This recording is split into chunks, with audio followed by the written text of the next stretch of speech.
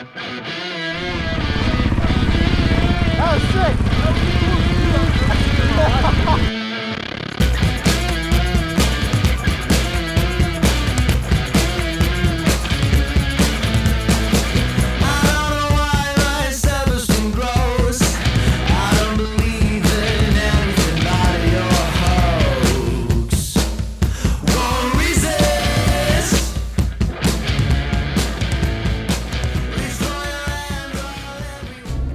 Been driving all day. Just got down to Shane and Renee's house.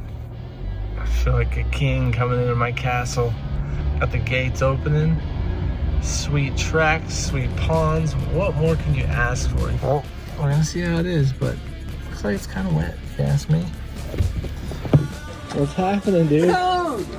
How's it going, Northern Illinois, here we are. How's it going? With you, man. I cannot believe, dude, we just got the perfect amount of rain. Did you bring quicklime? We're sprinkling quicklime on the jump faces tomorrow. It's not San Diego. It's fun. We'll just do a frame replacement before you leave. I had to do one on your bike recently, so we'd be even. Right.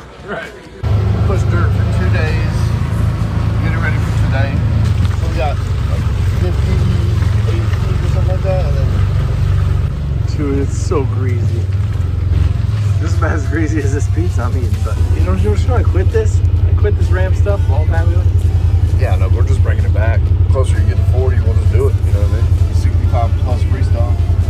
I was actually going to come up with a, I don't know, I was going to maybe do it in the parking lot of TJ Maxx, do like a 40 and over freestyle straight jump, where you just jump straight, just regular, straight up and down. So, I don't know, it hasn't caught on yet, but I guarantee it will. It's a beautiful day for dirt bikes. Problem is it rained a lot last night, but maybe by the end of the day. You got to turn Pushing this off the hill. You know what I'm talking about? Well, Ryan Dungey showed up to ride with us, so that should be sweet. Maybe we can hit some ramps if it dries out enough. Who doesn't want to see Ryan Dungey hit some ramps? It's OSHA approved right here.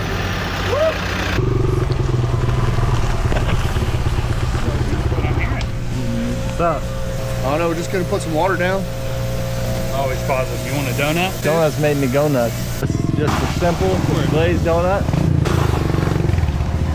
What do you think about that jump? That was so cool. Fix your track, fix your nachos, and fix your bike. Front wheels going on right now. Just got my mechanic full time. It's been since 2001 I'm working on a Honda, but you know. Absolutely no skills at all. I almost fell. Hey, tell me about it. 2 days out of carpal tunnel surgery and you're out there ripping. What are you doing? I'm trying, doing what I can. I can make it through turns. I don't think I need to get any air time at all, though.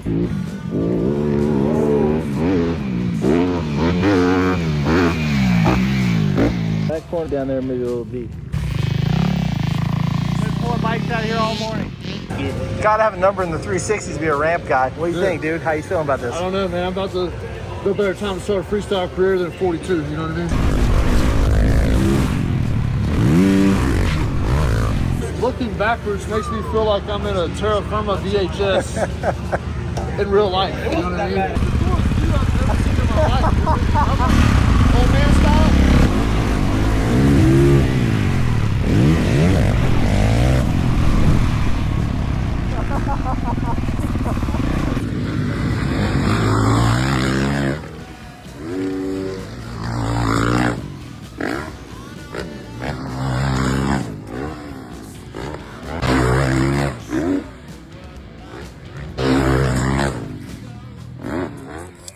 Go in there.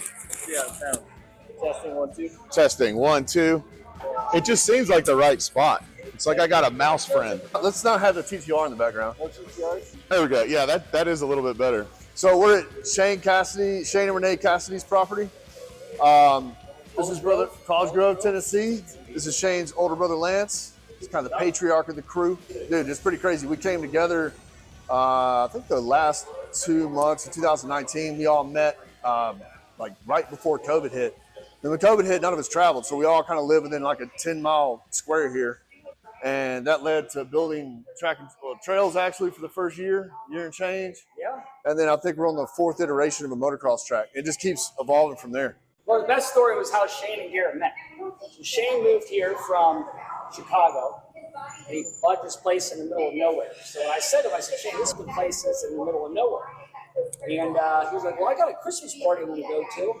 And he goes to this Christmas party. And the story that I heard was Shane's talking to Garrett. And Shane says, I've got this big property. You ride motorcycles on the property. You want to ride motorcycles? And Garrett's like, you want to ride motorcycles? Garrett takes him out of his garage, and there's like 5 Suzukis. All in the garage. And this is where this whole place changed. I got to give Garrett Pear credit. He's the one that brought everybody together. And look what we got here. I mean, I've already spent $30,000 in motorcycle gear. I had to buy a motorcycle for the track. I had to buy a motorcycle for the trails. I had to get factory connection suspension. I had to get all the parts. This guy cost me 30 grand. But I'll tell you what, it's been the best 30 grand I've ever spent in my life. It's way more than 30 grand. Community of great people. Nick's family, Phil, they all meet. You know, you meet someone somewhere. He got back to me and he said, where do you live? And it just so happens he doesn't go any further than this one spot on this road, and I am a quarter mile down the road, and I had a track. And so him and Shane just showed up one day on these silly little Groms, and Carly pulled a pistol on him. Yeah, Carly came outside first of all. She was like, can I help you? I was like, his wife knows your wife. Or his wife knows you, you know. And but no, it's been rad. There's Carly right there. She wants to do a cameo. Yep. Can I help you? Garrett said, hey, we got a little track over here, and we've all been super tight since. And this whole community and everything has just really evolved. I have a track, and we go out there every once in a while just to play around, but this is really where the community is based out of. You know, our kids are comfortable here. Everybody kind of is really respectful. And what was super random, just as the interviewer, that the first time you hung out with us, it just so happened we were going to the same bachelor party ride day the very next weekend, which I think was pretty funny. rad. Let's talk about how much we love everybody here. Everybody's a family. That's most important. That's right. I really love everybody. Nick has, all right, so Nick and I bought some Starks when they first came out, and we got them like 2 years later. Almost didn't buy them. And then he called me the day they came in. I was like, hey, let's go get these. And I was like, all right. So we went and got them. But then we both have our 2-strokes. And then we both got our 450s. He's in transition right now. He's got a new Yamaha, the white and red one coming. And then we got the Woods bike, 250. Shane's family. Renee's ripping the 230. His daughter's on another CRF 230. Shane and Lance, I mean, they used to ride in tennis shoes before they hung out with us. Now they have their own Moto bike and Woods bike, which is critical. And everybody was like, no, I'll get a Woods bike, and then I'll do Moto on the Woods bike. Phil's the guy out here cruising around in Gucci slippers. He has the Ducati and then 26 Yamaha. Phil and his brother Mike were NorCal guys. T-Hub, Tyler Hubbard's 450, and then his Woods bike. So he also has a Moto and Woods bike. Dan Lane, the 24 Cowie. We got 140s everywhere. Wes and I were driving to Elsinore to meet Jason, and my buddy Scott Waugh called, and we decided to build kind of a sick 150.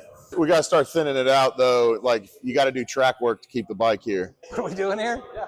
We're trying to get some riding in today. Not hurt. Nobody hurt. That's the goal today. This is the spot where we moved from Chicago, and we had a place in Indiana, and my brother Lance and I were building these jumps that were not great. But we said, I've got to buy a place that we can live on, and we have the land. We'll put a track in. Met Garrett one day and kind of mentioned that I ride motorcycles, and within 5 days, everybody had 2 new motorcycles. Probably the greatest was COVID, because we met right at the beginning of COVID, and we probably spent a year and a half riding motorcycles every day, building tracks, building trails, and had a whole community here for, a year. And this was just the place to be, and everybody hung out, and we kind of had the greatest COVID you could imagine.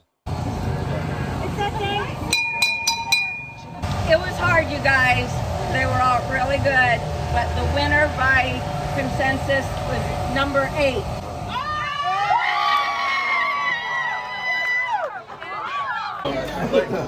Chili Cookoff success. I'm putting a bed of macaroni before my chili. Oh dear. It's not Native American made, just to be clear. not Native American made. But since you're from Oklahoma, I figured you'd enjoy that. But we can shoot them with this. We can fire this up and do the hot dogs. You know what I mean? This will make the kids scatter. So that consistency. You mean little guy. Stick your finger in his mouth. He'll eat it. I love you. I love you. Here. Nope, we're laced up. Are you gonna beat us? Probably. Go for round one. It's a bracket championship. Trying it. Do that guy. Oh no! Oh, that's not good. I don't know what happened. I can feel that in my teeth. I'm gonna go backwards, bro. Watch them burn some laps on the trail. Man, this place is cool.